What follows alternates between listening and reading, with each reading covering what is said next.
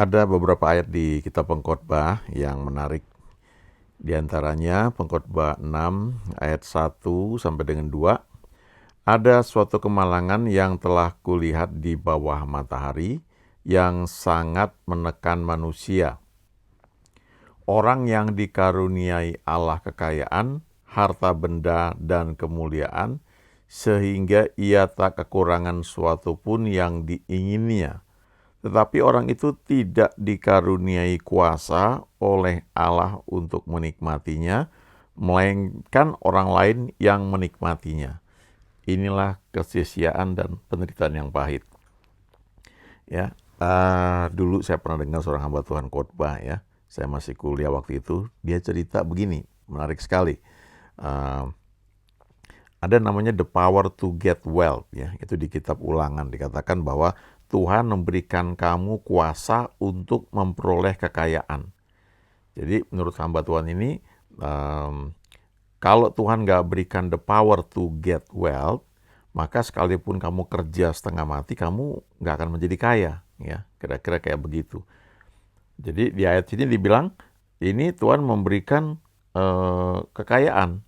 Ya, jadi ada orang-orang yang nampaknya kok usahanya lancar aja ya. Dia bekerja sedikit hasilnya banyak, uang makin banyak. Tetapi di sini dibilang orang ini kaya ya, tidak kekurangan satupun yang diingininya. Dia mau lihat apa, dia mau beli, dia langsung bisa dengan mudah karena dia kaya. Tetapi dia tidak diberi kuasa untuk menikmatinya ya, the power to enjoy. Jadi orang lain yang menikmatinya. Dan itu banyak terjadi kalau kita lihat ya. Banyak orang yang mungkin kaya mau makan apa aja, restoran bisa dibeli, hotel bisa dibeli, tapi nggak bisa enjoy karena mungkin penyakit ya. Nggak boleh makan ini, nggak boleh makan itu. Bahkan ada yang akhirnya makannya hanya lewat saluran makan yang dibuat ya, sonde kalau nggak salah namanya itu. Jadi kenikmatan makanan itu kan ada di mulut ya, di lidah. Ya, masuk di mulut ya, baru ke dalam perut. Menikmatinya itu di lidah. Ada orang-orang yang karena penyakit tertentu tidak bisa menikmati itu. Ya, jadi ini dua hal yang berbeda ya. The power to get wealth ya, kuasa untuk memperoleh kekayaan, dan the power to enjoy ya, kuasa untuk menikmati. Lalu hamba Tuhan itu bilang begini ya, siapa yang mau diberi kuasa untuk menjadi kaya ya? Lalu orang sebagian ragu-ragu, lalu dibilang begini, ayo angkat tangan yang mau, ini biar didoain nanti. Lalu sebagian orang ya, mungkin kayaknya semuanya angkat tangannya. Saya dengar rekaman khotbahnya itu. Terus oke, dibilang, terus dia cerita ya, ada yang diberi power to get well, tapi nggak punya kuasa untuk menikmati. Ya. Jadi dia bilang perlu juga kita minta kuasa untuk menikmati. Ya. Siapa yang mau ini katanya didoain supaya diberi kuasa untuk menikmati kekayaan. Lalu orang-orang angkat tangan. Oke ya, nanti didoakan. Terus dia bilang lagi, tapi ada satu lagi saudara. Terus orang-orang ketawa, ya dia ketawa. Kalau buat saya itu, dia bilang, saya tidak perlu the power to get wealth ya, tidak perlu kuasa untuk menjadi kayanya, tapi saya mau the power to enjoy all wealth. Dia bilang saya mau menerima kuasa untuk menikmati seluruh kekayaan orang-orang kaya. Jadi dia bilang ya karena saya fokus untuk melayani Tuhan ya. Jadi saudara yang bekerja, yang punya usaha kan perlu, dia bilang power untuk to get wealth itu ya. Dia bilang sementara saya fokus untuk full melayani Tuhan. Dia bilang seperti kayak orang Lewi di perjanjian lama ya. Tapi poinnya adalah begini ya. Kita perlu ingat bahwa semua itu dari Tuhan. Tidak hanya the power to get wealth ya, untuk memperoleh kekayaan, dan itu perlu ya, bukan yang nggak perlu, karena dunianya dikontrol oleh orang-orang yang punya kekayaan. Itu fakta, dan Alkitab juga bilang seperti itu. Murid Yesus yang bisa minta mayat Yesus itu, yang punya keberanian itu Yusuf dari Arimatea ya, dan itu orang kaya ya, yang bisa berani untuk ketemu dengan Pilatus dan minta mayat Yesus ya. Nah, tapi juga kita perlu power untuk menikmati ya. Jangan sampai kita punya harta banyak tapi nggak bisa menikmati. Ya buat apa? Ya. Pengkhotbah 2 ayat 24 dan 25 ini ya. Tak ada yang lebih baik bagi manusia daripada makan dan minum dan bersenang-senang dalam jerih payahnya. Aku menyadari bahwa ini pun dari tangan Allah. Karena siapa dapat makan dan merasakan kenikmatan di luar dia. Jadi dengan kata lain tuh kita bisa menikmati kekayaan atau hasil pekerjaan kita itu kalau kita senantiasa punya hubungan dengan dia. Ya, kita ingat mungkin ada cerita ya di Perjanjian Baru tentang 2 orang anak. Ya, yang bungsu minta bagian hartanya dari orang tuanya, dari bapaknya. Nah kemudian setelah dia dapat, dia pergi ke negeri yang jauh dan dia habiskan itu hartanya. Dia pikir dia bisa mau nikmati, ya dia hidup semaunya. Tapi akhirnya hartanya habis. Dan ketika hartanya habis, kemudian dia mulai hidup dalam kekurangan. Dan dia nggak punya apa-apa lagi, kemudian dia kerja untuk dia datang seorang untuk bekerja dan disuruh untuk menjaga babi. Ya, itu penghinaan sebenarnya karena babi itu termasuk binatang yang haram di Perjanjian Lama. Ya. Lalu dia lapar, dia mau makan makanan babi, tapi nggak dikasih, nggak boleh. Lalu dia sadar, wah betapa banyaknya orang-orang upahan di rumah Bapakku yang hidup dalam kelimpahan, ya, dalam makanan, minuman yang tidak kurang. Lalu dia bilang, aku bertobat, aku balik kepada Bapakku aja. Lalu dia menyadari kesalahannya itu, ya, dia bilang, dia balik kepada bapaknya dan dia bilang, aku telah berdosa terhadap surga dan terhadap Bapa. Ya. Jadikan aku sebagai salah seorang karyawanmu. Ya. Tapi dia belum selesai ngomong, bapaknya langsung tidak hanya lari meluk dia, ya. Lalu disuruh kasih pakaian, kasih sepatu, ya, kasut, kasih cincin, dan kadang-kadangnya dipulihkan. Nah, lalu anak sulungnya marah ketika bapaknya buat pesta, ya, dengan kembalinya anak bungsu itu. Anak sulungnya bilang begini, aku tinggal setia dengan Bapa. Aku tidak seperti adikku, ya. Aku lakukan semuanya dengan baik, tapi Bapa tidak pernah berikan bagiku seekor anak kambing atau domba untuk aku makan-makan dengan teman-temanku. Ini adikku yang baru pulang, udah habis-habisan, udah hidupnya kacau, begitu balik kok langsung dibuat pesta. Nah, anak sulung ini hidup dengan bapaknya, ada kekayaannya, tapi tidak menikmati kekayaan itu. Ya. Karena walaupun kelihatannya dia dekat dengan bapaknya, dia nggak pergi, tapi dia nggak punya hubungan, dia nggak ngerti hati bapaknya. Bapaknya bilang, anakku ini kan semuanya punya kamu, kenapa kamu nggak nikmati?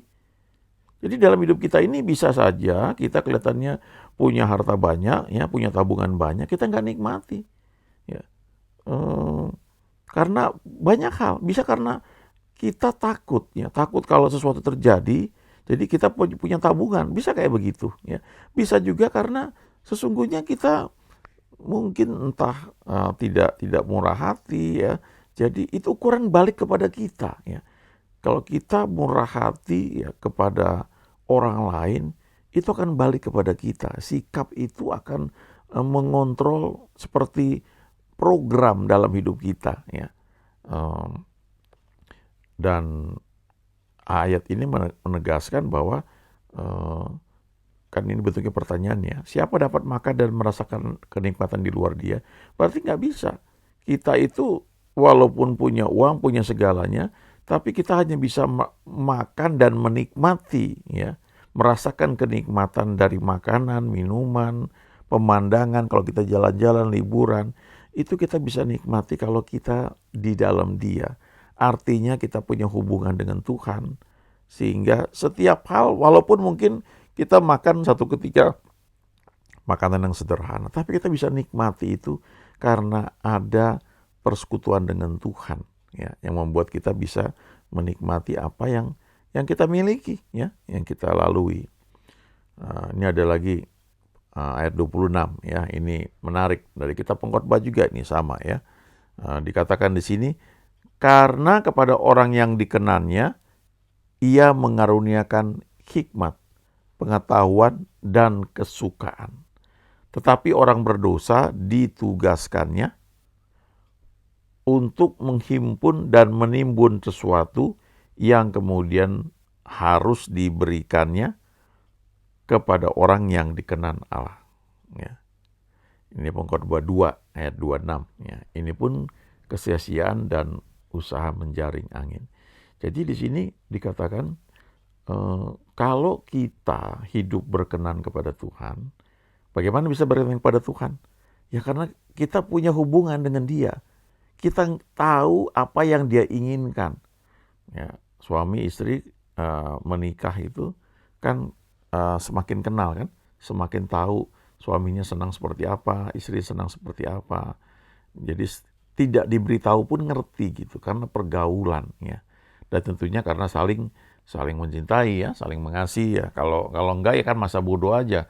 Lu mau makan apa gue nggak peduli kan. Itu nggak seperti itu. Tapi kalau kita betul saling mengasihi, kita care, kita peduli, kita lihat apa yang terbaik. Nah, sama juga kita dengan Tuhan. Waktu kita mempunyai hubungan, kita makin ngerti ya. Tuhan maunya apa ya. Kadang-kadang ada dorongan tertentu di hati kita lakukan. Nah, itu yang namanya kita punya hubungan dengan Dia. Jadi kita tahu apa yang Dia inginkan dan segala sesuatu yang kita lakukan itu dalam tuntunannya. Nah, itu yang disebut berkenan kepada Dia ya. Dan dikatakan kepada orang seperti ini, ia mengaruniakan hikmat, pengetahuan dan kesukaan. Saya percaya Tuhan mengasihi kita semua ya, khususnya yang sudah lahir baru karena ada Roh Kudus dalam hati kita, ada Tuhan dalam hati kita ya. Tetapi seberapa jauh kita bisa menerima apa yang sudah Dia berikan, itu tergantung sejauh mana kita punya hubungan dengan Dia, yang menyebabkan semua yang Dia sudah sediakan bagi orang percaya itu bisa kita nikmati. Ya, kita kayak membangun saluran ya atau jembatan untuk membawa semua yang sudah Dia sediakan dalam dunia roh itu ke alam fisik untuk dinikmati ya. Tetapi orang berdosa ditugaskannya untuk menghimpun dan menimbun sesuatu yang kemudian harus diberikannya kepada orang yang dikenan Allah. Ya. Kalau baca di kitab Amsal dikatakan orang fasik ya, harta orang fasik disimpan bagi orang benar. Jadi ada hamba Tuhan ini ya, dia cerita satu ketika dia mendarat di satu airport ya di saya lupa di Afrika atau di mana gitu. Nah, orang yang mau naik taksi itu antri ya. Nah, dia antri ketika sudah tiba giliran dia mau naik taksi, tiba-tiba ada orang dengan pakai tas ekolak ya atau tas inilah kayak pebisnis lah, kelihatan keren, pakai dasi, dan dia buru-buru dia bilang, "Oh, tolong saya buru-buru, tolong supaya saya dapat taksi duluan." Kalau hamba Tuhan ini bilang, "Yes please, ya silakan," dia bilang. Terus orang itu buru-buru naik taksi dan dia pergi. Terus orang di belakang hamba Tuhan ini nanya, "Loh itu siapa? Itu ini apa? Kamu kenal dia?" gitu. Lalu hamba Tuhan ini bilang, "Oh iya, dia kerja buat saya," katanya. Nah ini sebagian orang mungkin nggak nangkap ya. Karena maksud dia adalah ayat ini ya. Itu orang yang saya nggak kenal ya. Itu ditugaskan Tuhan menghimpun dan menimbun sesuatu, dan kemudian nanti Dia akan berikan itu kepada orang yang dikenan oleh Tuhan dengan cara Tuhan ya. Dan orang kayak gitu banyak di mana-mana ya. Dia mungkin nanti Tuhan suruh dia berikan hartanya kemana gitu ya. Nanti ada bagiannya yang nyampe kepada kita, itu bentuknya macam-macam ya. Bisa aja kita jadi dokter ya, kita berkenan kepada Tuhan. Lalu orang-orang sakit yang memerlukan pengobatan perginya ke kita. Sementara ada dokter lain banyak tapi nggak laku, datangnya kita gitu. Atau kita punya toko, kita jualan. Toko kita laris ya. Ya, artinya kan harta yang orang-orang itu punya dipakai untuk bayar entah itu jasa dokter ketika kita jadi seorang dokter atau jasa lain ya, barang-barang yang kita jual. Jadi harta mereka pindah kepada kita. Ya. Caranya macam-macam. Ya. Bisa juga lewat ada banyak cara ya, cara-cara mujizat yang tidak masuk akal, tapi itu terjadi. Ya. Nah, ini menarik di 1 Timotius 6 ayat 17 sampai dengan 19 ya. Jadi tadi ada the power to get wealth ya, kuasa untuk memperoleh kekayaan. Lalu yang kedua the power to enjoy ya, kuasa untuk menikmati kekayaan itu. Lalu ini ada yang ketiga ini ya. Peringatkanlah kepada orang-orang kaya di dunia ini agar mereka jangan tinggi hati dan jangan berharap pada sesuatu yang tak tentu seperti kekayaan. Melainkan pada Allah yang dalam kekayaannya memberikan kepada kita segala sesuatu untuk dinikmati. Ini ayat luar biasa ya. Kadang-kadang ini ketutup gitu.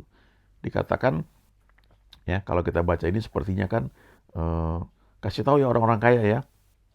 Jangan sombong, jangan berharap pada sesuatu yang nggak tentu seperti kekayaan. Nah kalau kita baca ini sepintas, sepertinya, wah kalau gitu nggak usah kaya aja lah, ntar jadi sombong gitu ya. Ya. Tapi sebenarnya ayat ini nih memberikan petunjuk. Ya. Tuhan mau memberikan kamu kekayaan, ya, the power to get wealth, tetapi kamu jangan jadi sombong dan jangan berharap pada kekayaanmu itu. Tetapi kamu berharap kepada Tuhan yang memberikan kepada kita segala sesuatu untuk dinikmati. Termasuk kekayaan itu untuk kita nikmati. Termasuk apapun yang kita lalui. Ya. Termasuk mungkin ketika kita sedang kerja keras ya. Dalam tuntunan Tuhan tentunya. Kita bisa nikmati itu. Ya. Bukan hanya hasilnya aja, tapi prosesnya kita bisa nikmati. Nah, kemudian berikutnya.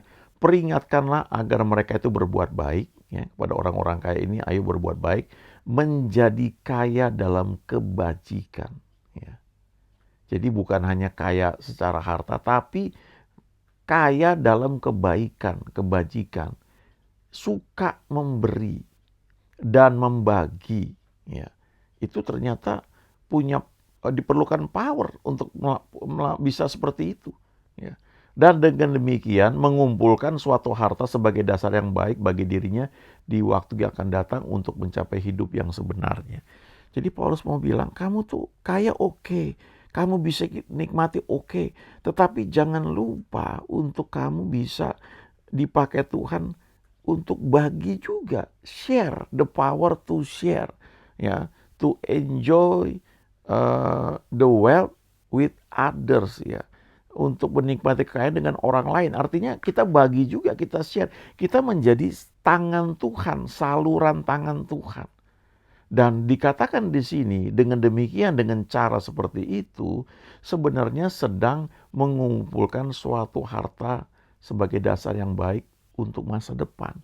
Jadi kita sebenarnya sedang menabur atau kita sedang mengkonversi harta yang kita miliki ini ke dalam rekening bank surga. Waktu kita membagi kepada orang lain dalam tuntunan Tuhan.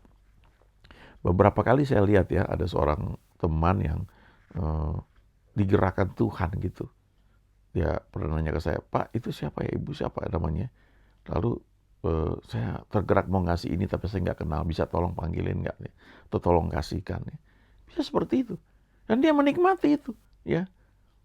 Di kesempatan lain dia merasa tergerak untuk membawa sejumlah uang, ya, kemudian untuk di-share kepada orang-orang tertentu. Saya pernah pelayanan dengan seorang hamba Tuhan yang seperti itu. Ya. Pelayanan udah dia yang keluarin uang, lalu ketika kita mau pulang tuh dia doa dan dia bagi-bagi itu. Ya. Pernah tuh ketika dari Ambon ya, panitia kekurangan uang. Jadi saya dengan 2 teman akan pulang naik kapal laut, yang lain naik pesawat. Ketika kami rapat, dia tanya, ini Yakub sama yang lain naik apa pulang? Panitianya kebingungan, ya naik kapal laut. Kenapa naik kapal laut? Uangnya kurang Pak. Kurang berapa? Dia bilang, waktu itu sekitar 300.000 ya, ini kejadian sudah lebih dari 20 tahun yang lalu. 300.000, cukup. Aku bawa katanya. Panitianya jadi kagok, ini kok masa yang bayar hamba Tuhan. Dia bilang, enggak tadi pagi aku doa, Tuhan kau suruh bawa uang, masih ada sisanya, ini buat apa? Tuhan bilang nanti kau akan tahu. Begitu rapat dia tahu kurang 300.000. Udah pas dia kasih, dia bagi. Nah itu the power to share the wealth. Ya. Itu luar biasa ya. Mari kita belajar ya, the power to get wealth, the power to enjoy, and the power to share the blessing God give us. Amin.